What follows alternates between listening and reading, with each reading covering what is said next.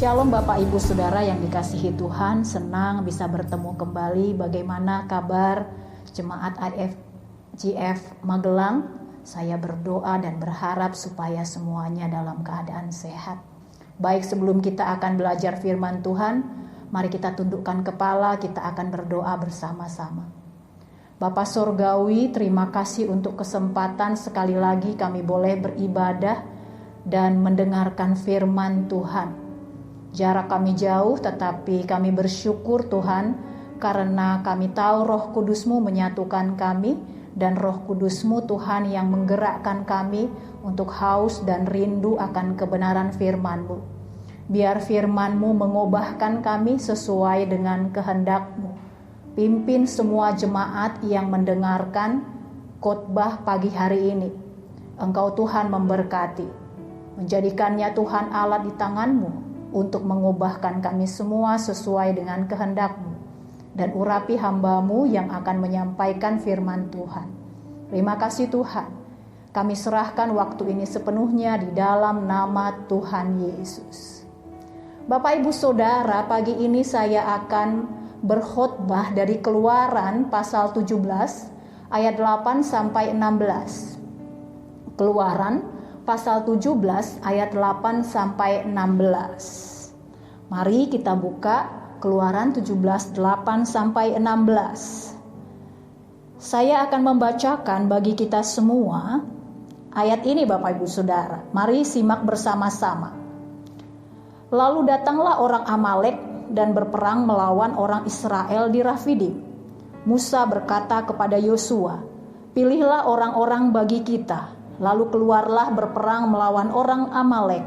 Besok aku akan berdiri di puncak bukit itu dengan memegang tongkat Allah di tanganku." Lalu Yosua melakukan seperti yang dikatakan Musa kepadanya dan berperang melawan orang Amalek. Tetapi Musa, Harun dan Hur telah naik ke puncak bukit. Dan terjadilah apabila Musa mengangkat tangannya, lebih kuatlah Israel. Tetapi apabila ia menurunkan tangannya, lebih kuatlah Amalek. Maka penatlah tangan Musa, sebab itu mereka mengambil sebuah batu, diletakkanlah di bawahnya, supaya ia duduk di atasnya. Harun dan Hur menopang kedua belah tangannya, seorang di sisi yang satu, seorang di sisi yang lain, sehingga tangannya tidak bergerak sampai matahari terbenam. Demikianlah Yosua mengalahkan Amalek dan rakyatnya dengan mata pedang.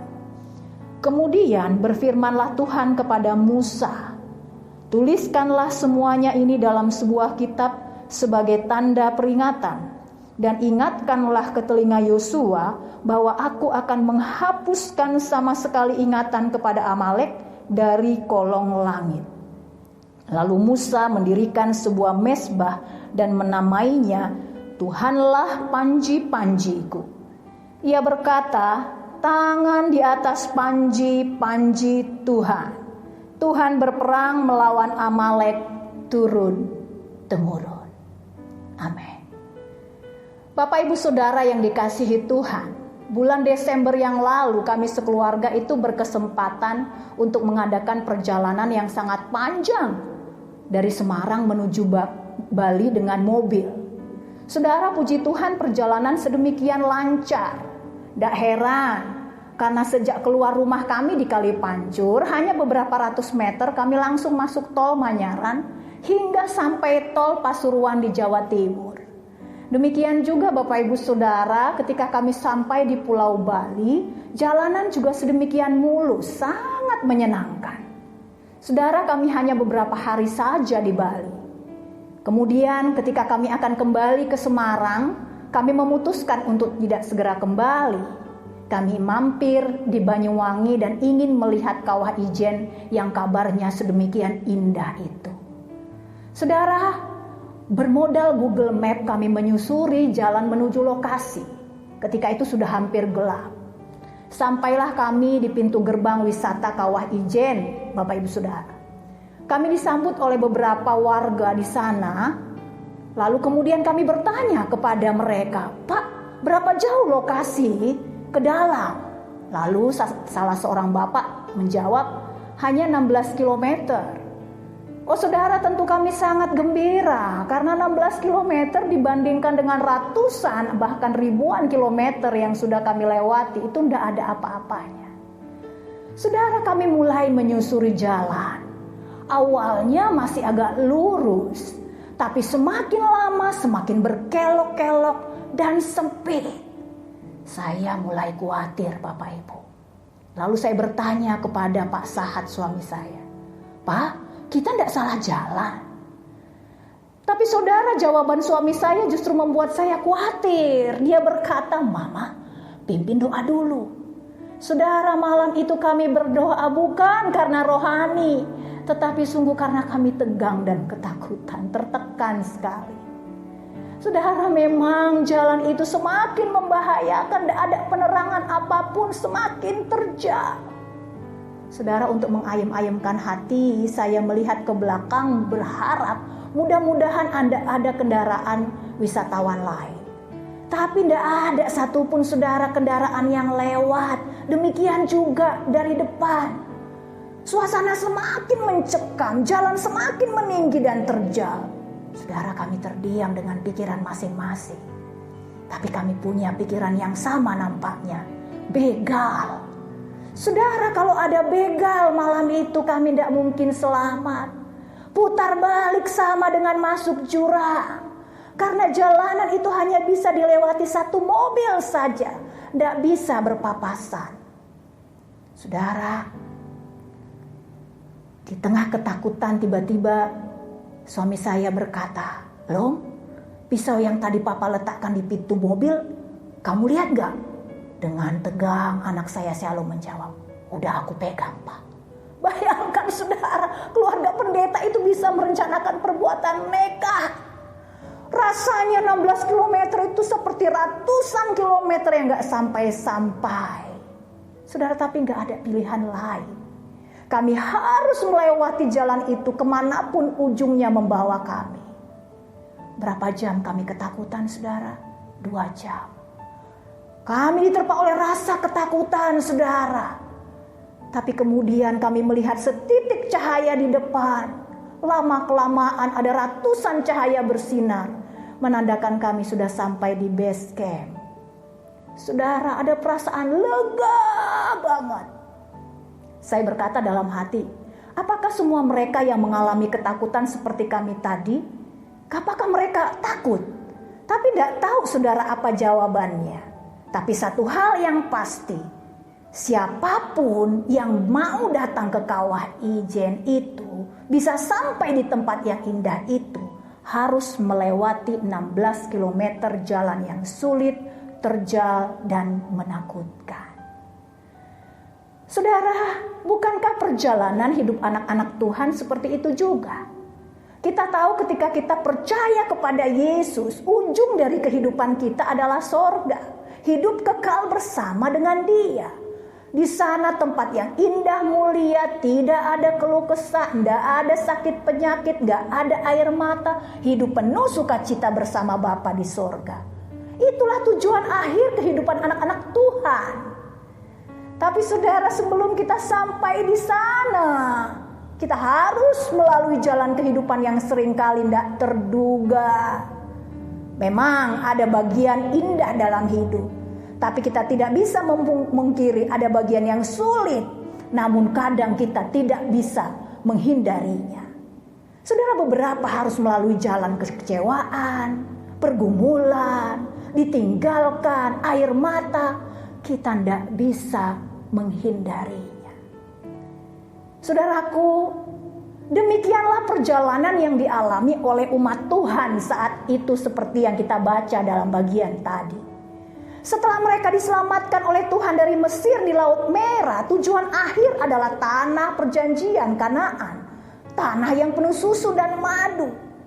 Tapi sebelum mereka sampai ke sana, saudara, mereka harus melewati Rafidim.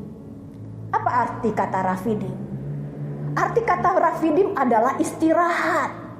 Betul sekali saudara, seharusnya memang mereka beristirahat karena mereka sudah melalui perjalanan yang demikian jauh. Mereka kelelahan, kehausan. Wah, saudara, sampai di Rafidim ketika mereka kehausan dan Allah mengadakan mukjizat air keluar dari gunung batu. Dan bayangkan saudara, keluar air, lalu mendengar suara air. Wah, itu pasti saudara niat untuk beristirahat besar sekali. Mungkin saudara beberapa sudah mendirikan tenda. Mungkin saudara sudah ada yang masuk tenda bersiap-siap beristirahat. Bagi anak istrinya mereka saudara siap untuk beristirahat.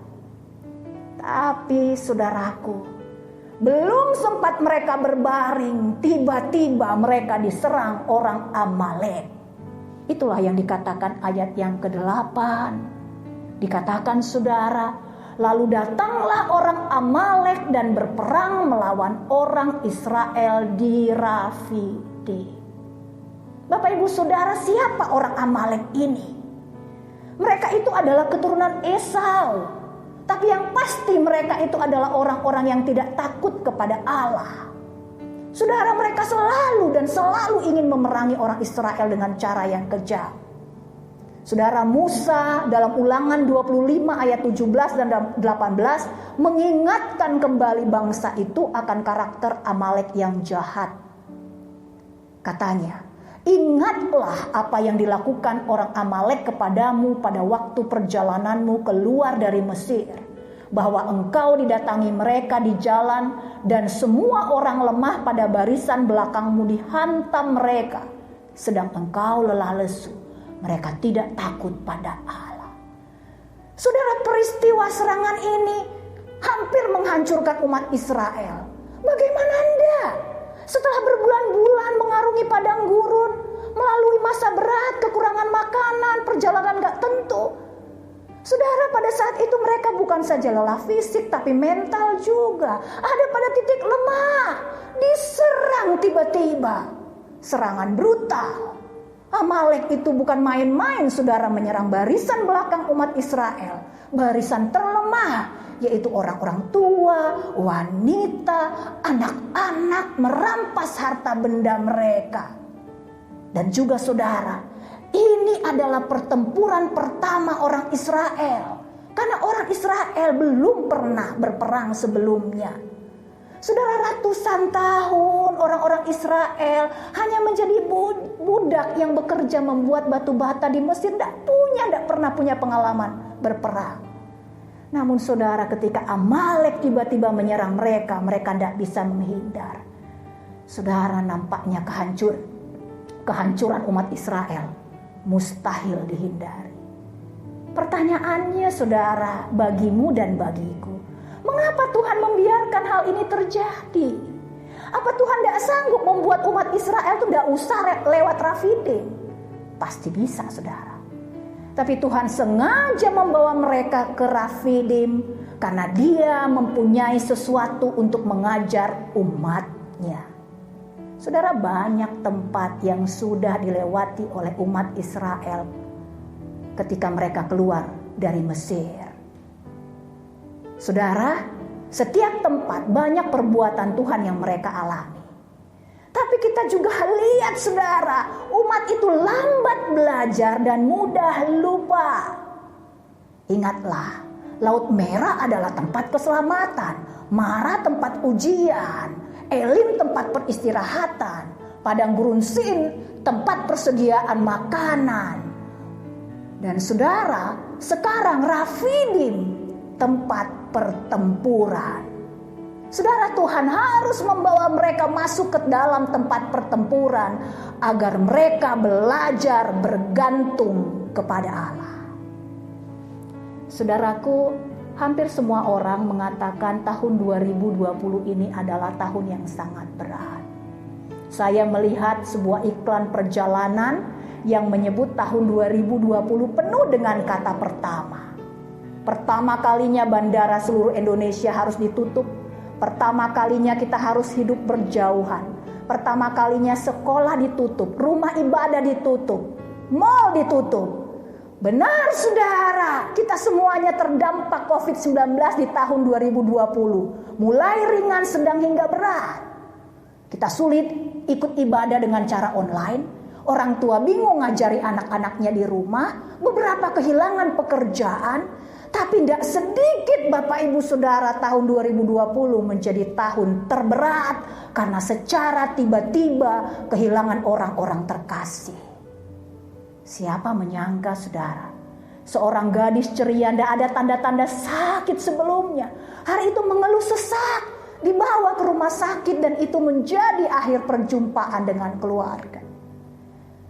Seorang suami yang humoris, murah hati, terpanggil menolong sahabatnya, mengantar mereka keluar kota. Beberapa hari kemudian mengeluh lemah dibawa istrinya ke rumah sakit. Itu menjadi salam perpisahan terakhirnya. Siapa yang menyangka seorang ayah kangen pada anak gadisnya yang kuliah di luar kota. Padahal anak gadisnya itu sedang menyusun skripsi. Memaksa anak gadisnya itu pulang. Nah, Bapak kangen. Demikian kata bapak itu. Rupanya saudara itulah pertemuan terakhir karena segera setelah bertemu ia dilarikan ke rumah sakit dan meninggal di sana. Saudara, beberapa orang berkata pada saya, gimana ya kalau kita dilihat saja kalender 2020? Mungkin gak? Tidak mungkin saudara.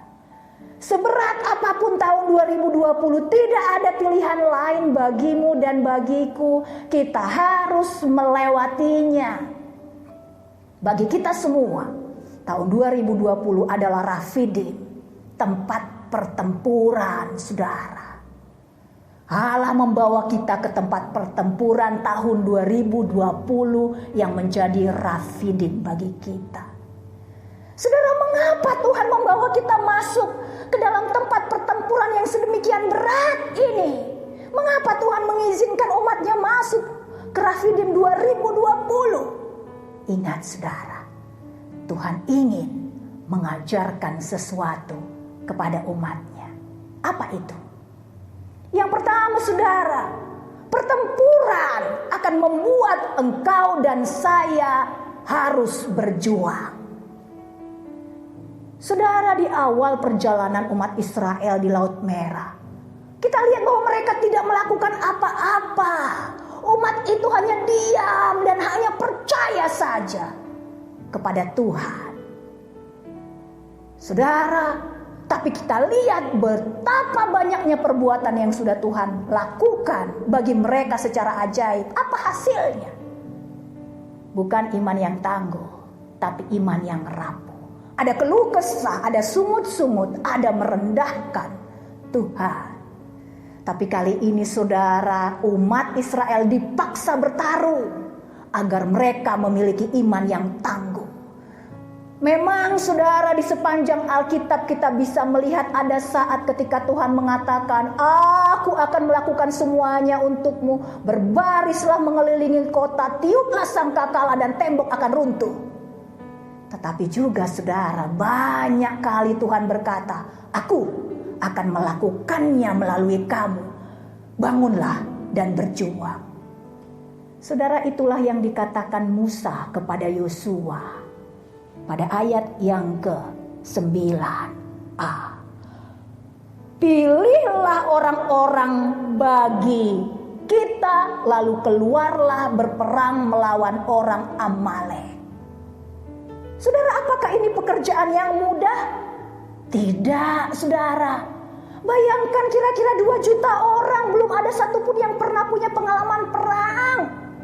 Saudara, saya membayangkan Yosua mungkin mendatangi tiap tenda dan mencari laki-laki yang kelihatannya gagah, masih kuat, lalu bertanya, umur bapak berapa? Kuat jalan gak? Pak, coba deh sit up dulu, bisa ndak?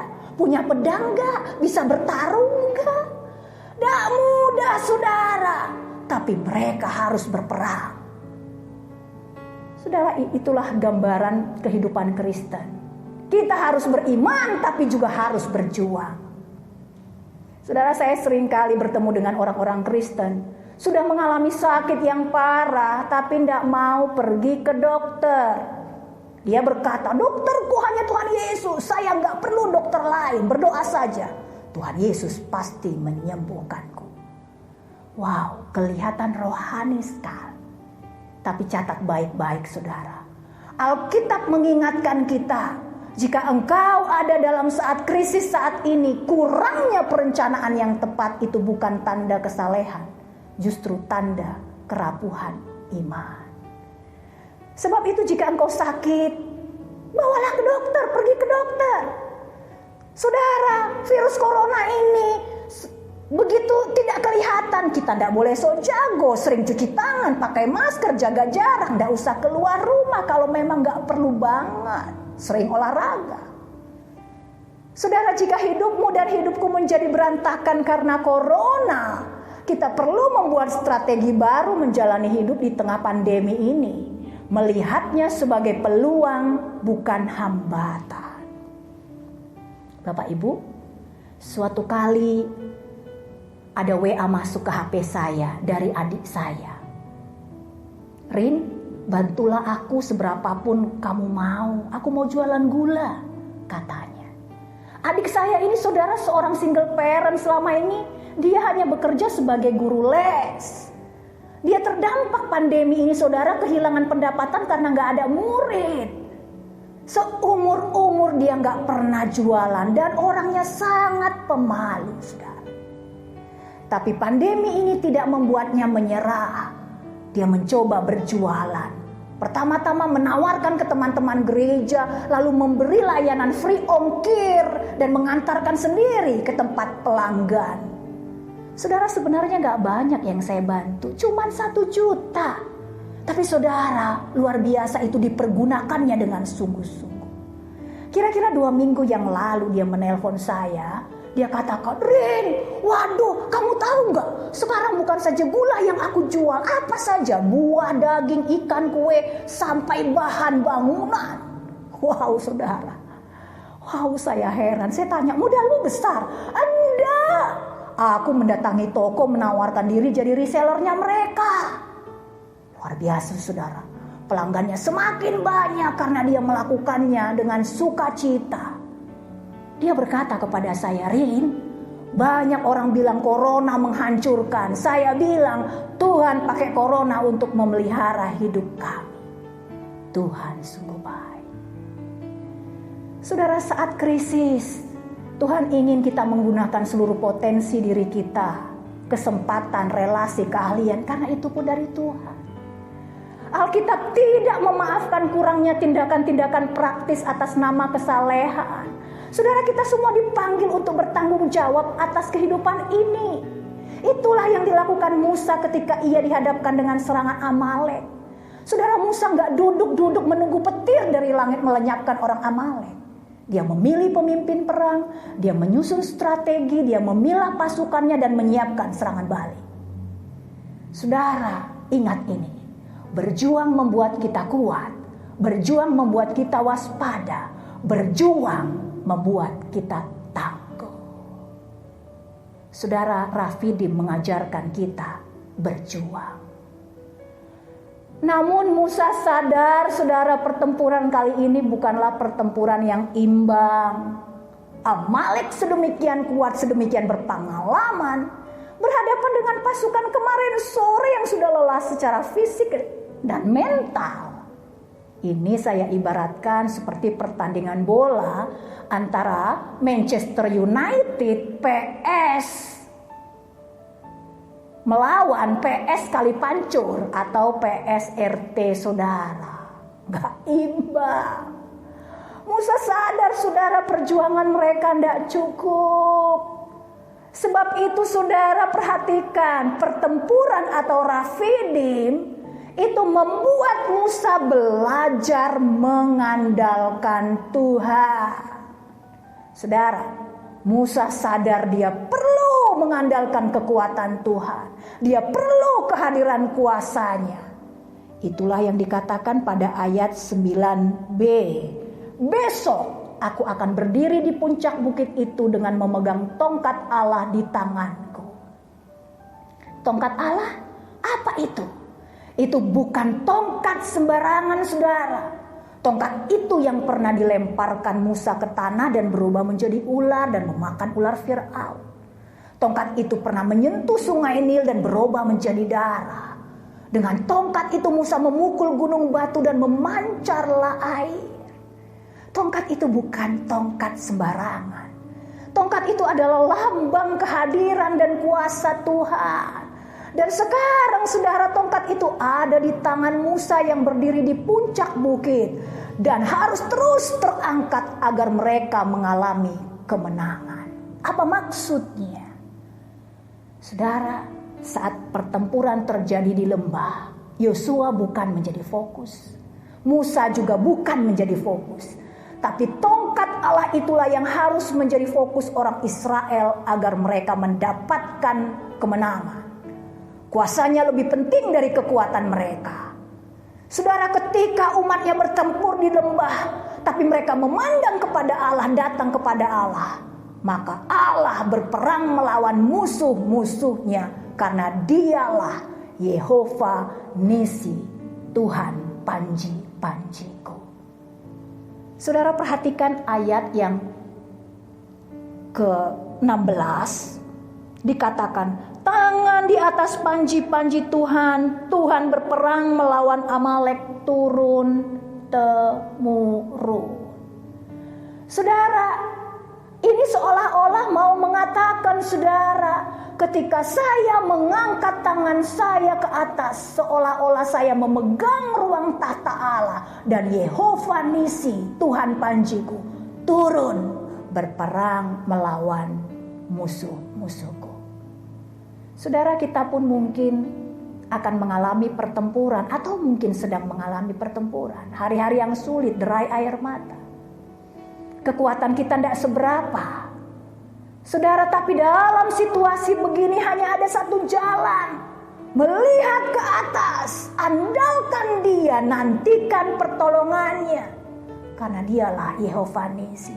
Jangan pernah engkau dan saya memalingkan wajah kita dari Dia.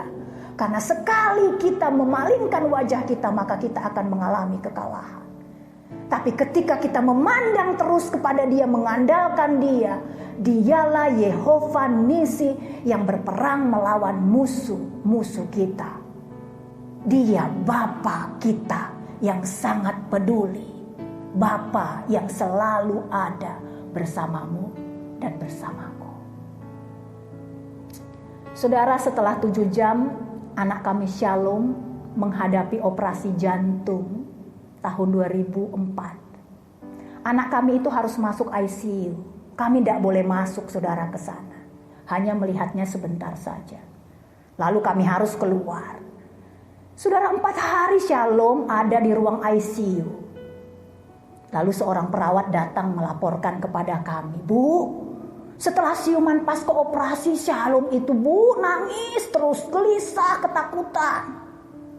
Lalu suster meminta kami, saudara, untuk membeli kempeng, yang kemudian kempeng itu dilakban di mulut Shalom untuk menjaga dia tetap tenang.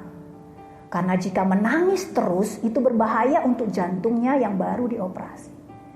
Bapak, Ibu, Saudara, waktu itu umur anak kami Shalom baru 14 bulan. Setelah 4 hari dia di ICU, kemudian saudara, dia boleh dipindahkan ke ruang intermediate.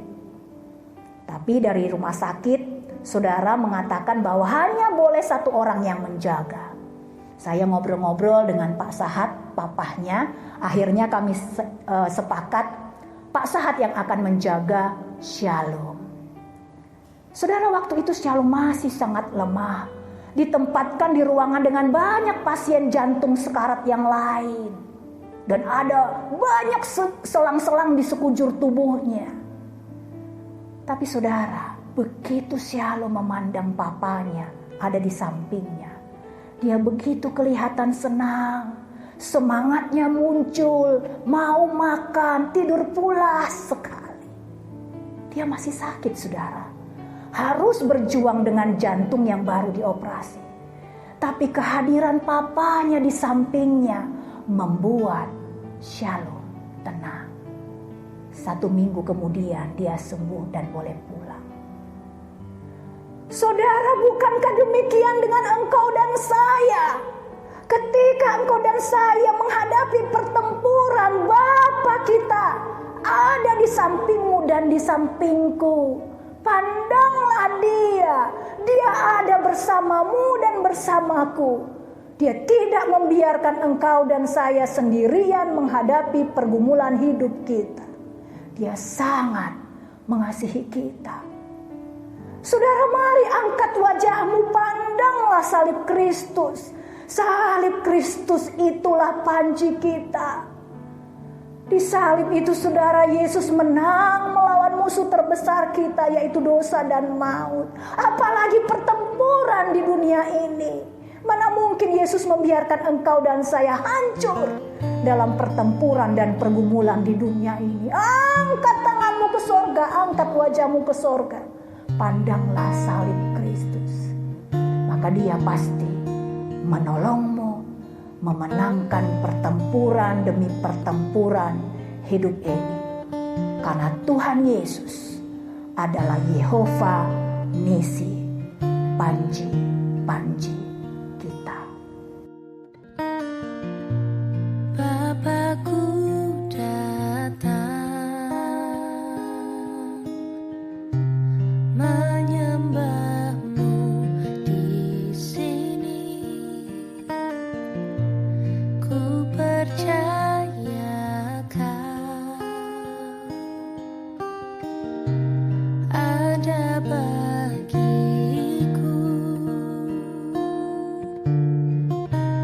Tak usah ku takut, sebab kau sertaku. Tak usah ku bimbang, kau di dalamku. Tak usah ku cemas, kau penghiburku. Saat ku lemah, kau kuatku. Ku nyanyi haleluya,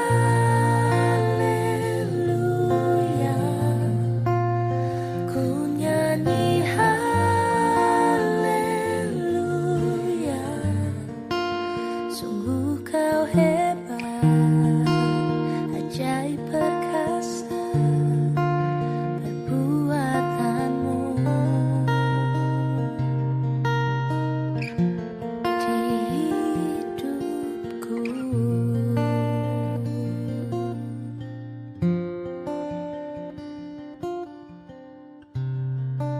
Mari kita berdoa.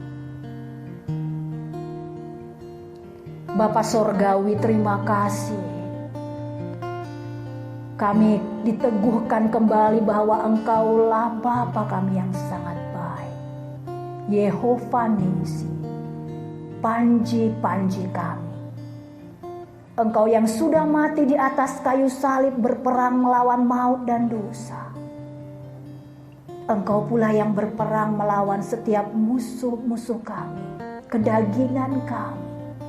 Tapi juga Tuhan, ketika kami menghadapi persoalan pelik dan berat dalam hidup ini, kami mau angkat wajah kami dan tangan kami kepada Engkau Yesus. Tolonglah kami. Terima kasih Tuhan, kami punya Bapa yang baik seperti Engkau. Ajarkan kami mengandalkan Engkau tiap-tiap hari, agar kami mengalami kemenangan. Di dalam nama Yesus kami berdoa. Amin.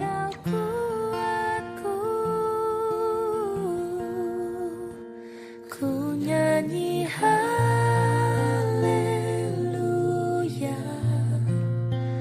ku nyanyi haleluya. Sungguh kau hebat, ajaib perkasa perbuatanmu.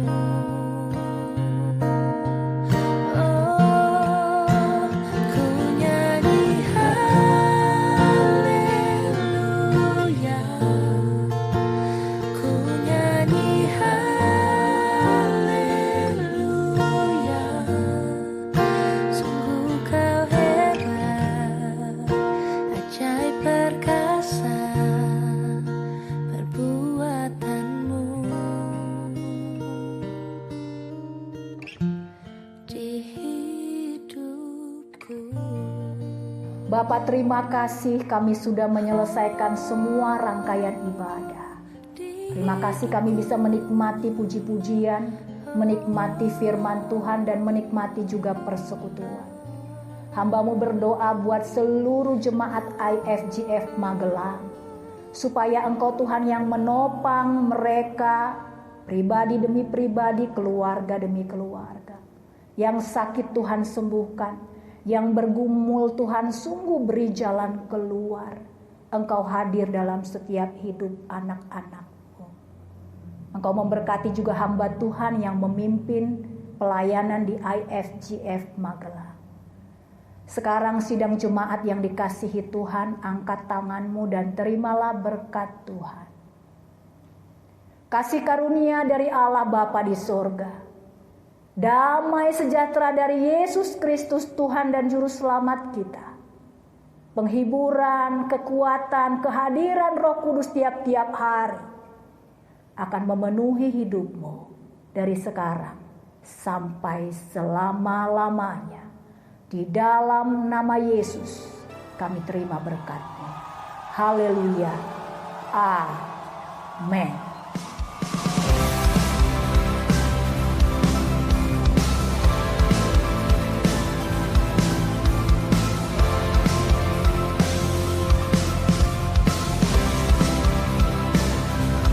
Mari semua bernyanyi dan berseru pada Allah Maha Tinggi, semua makhluk tunduk padanya. Pujian bagi Raja mulia, ku angkat tangan baginya, Juru Selamat bagi dunia. Salibmu selamatkanku, taklukkan maut, kalahkan musuh. Salibmu bebaskanku, karya terbesar di hidupku. Ku yakin kemenangan terjadi sekarang ini, di tempat ini. Saudara-saudara, selesai sudah ibadah minggu kita hari ini. Bersama Tuhan, kita terus melangkah. Jangan lupa untuk hadir dalam iCare Online setiap hari Sabtu jam 7 malam. Selamat hari Minggu, Tuhan Yesus memberkati.